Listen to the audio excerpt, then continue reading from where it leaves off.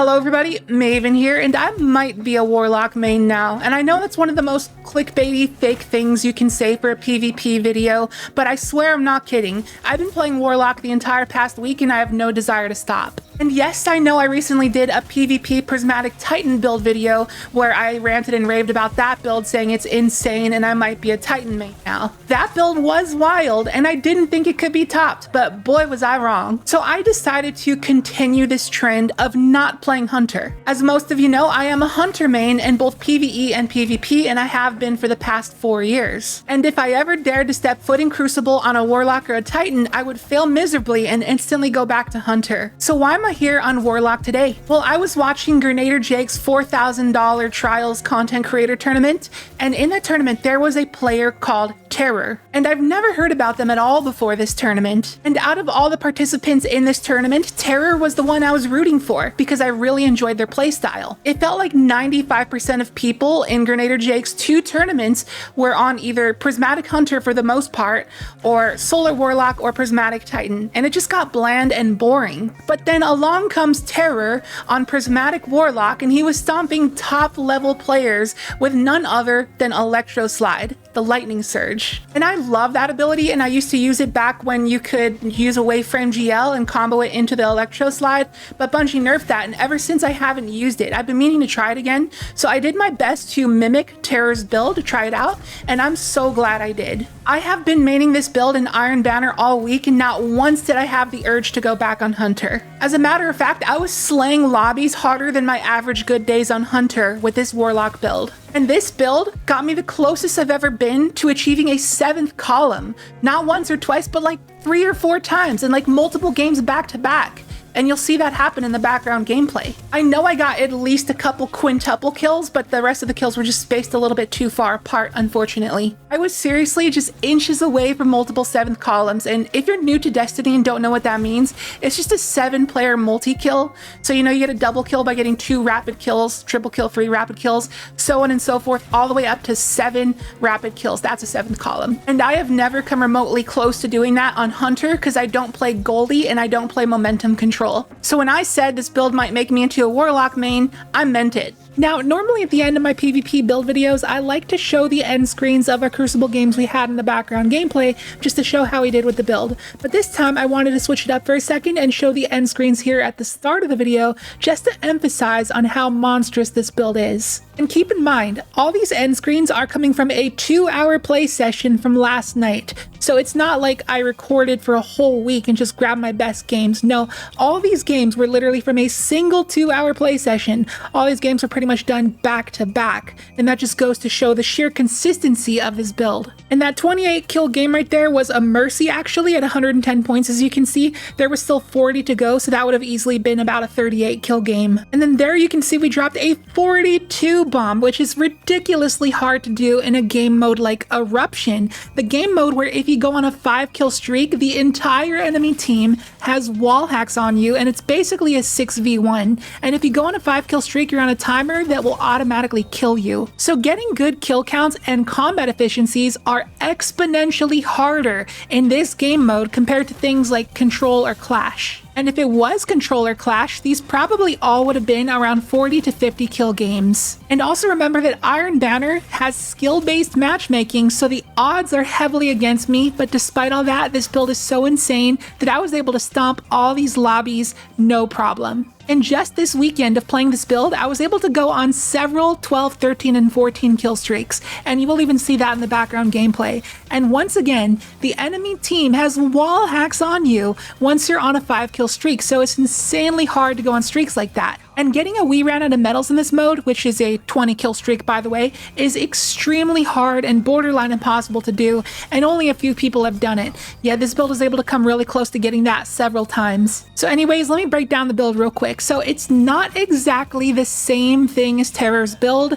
I did some experimenting and changed a few things over the 4 days I played with it. So obviously the main thing here is the Lightning Surge aspect with the triple arcane needle charges, so it's pretty spammable, and you basically always have have a charge up when you need it. It allows you to get some really easy cleanups and some good aggressive plays. I absolutely adore this ability. And for my other aspect, I got Hellion paired with Phoenix Dive with 100 recovery, so I have a pretty good uptime of that ability as well, which helps me win my ones. And here's the other thing about this build. I'm a fusion main, as you can probably tell by the background gameplay. The fusion I'm using is the Zealot's Reward from Garden of Salvation with Under Pressure and High Impact Reserves, by the way. And these rapid fire fusions are best on a class that has a fast ranged melee to help you get cleanups when you're fusion someone who is out of range, like 20 to 30 meters away. And since I always main strand Hunter, that's perfect because if I fusion someone who is too far and I don't kill them, they'll be weak. So I can toss my threaded spike and finish them off. So that just gives me more free opportunities to ape with my fusion. And on this Prismatic Warlock build, it just so happens that Arcane Needle is another quick ranged melee to help me pick up those cleanups when the fusion is out of range, but the Hellion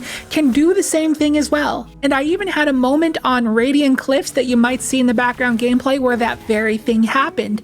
And maybe I'll try to time the clip here in the video so you can see it, but no guarantees. So this build has two things to help with the fusion, which is incredible, but it also has one more thing, which is our exotic of choice, the Transversive Steps. Now, while you can go with the exotic class item with Necrotic and Syntho Steps to make your Lightning Surge one-shot, I still prefer the Transversive Steps because it allows you to get around the map very fast, which allows for some quick flanks, but it also enhances your slide, which pairs amazingly with fusion rifles. I have been a fusion main since Destiny 1, and I can tell you from experience that they're so much better when you slide with them instead of bot walking, unless it's a high impact frame.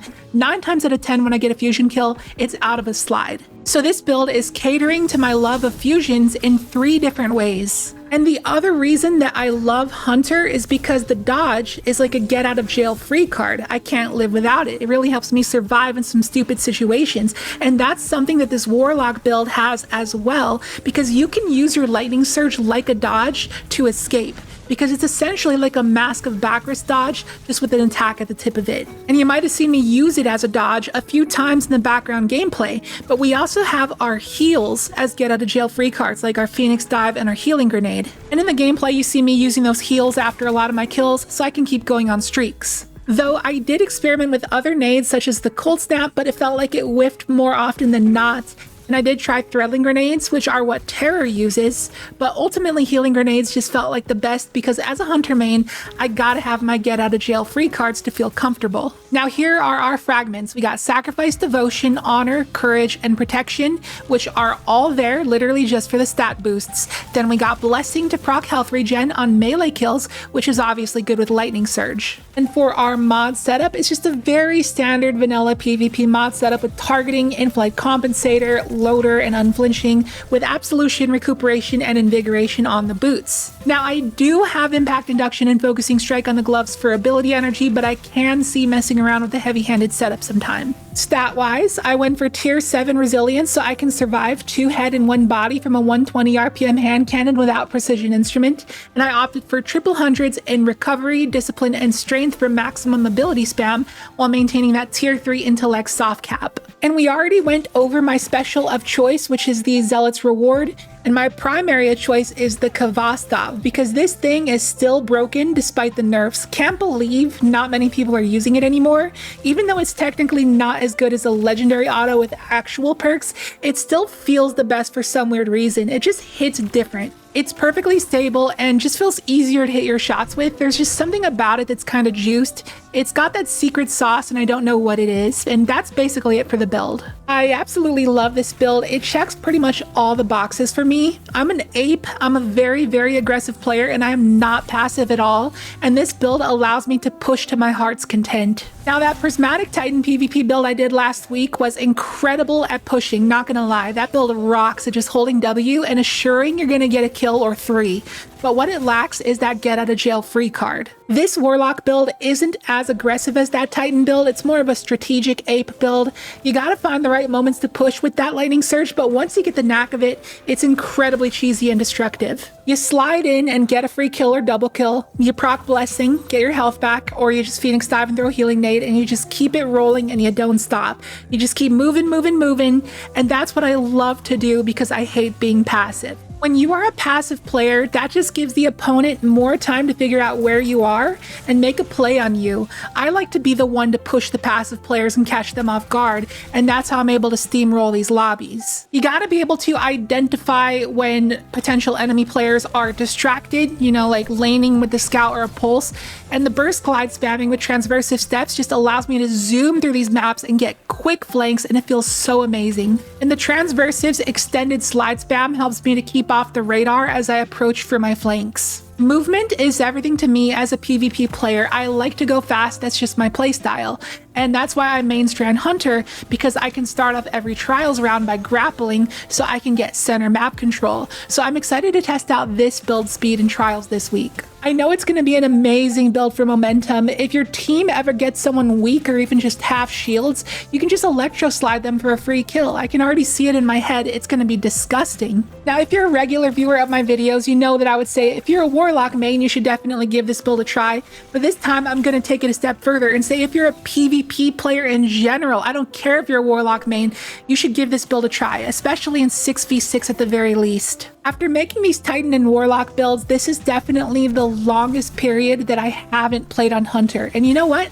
I don't even want to go back to Hunter. I'm seriously just going to be playing this build for the foreseeable future until I have a reason not to. It's that good. I've been effortlessly lobby stomping like never before. The Prismatic Warlock toolkit is seriously more insane than I ever expected. Can't believe it's taken me this long to try it. Now, I wish I could give you guys a bunch of pointers on how to use this build, but I don't want to milk you guys for unnecessary watch time because that's just not how I roll.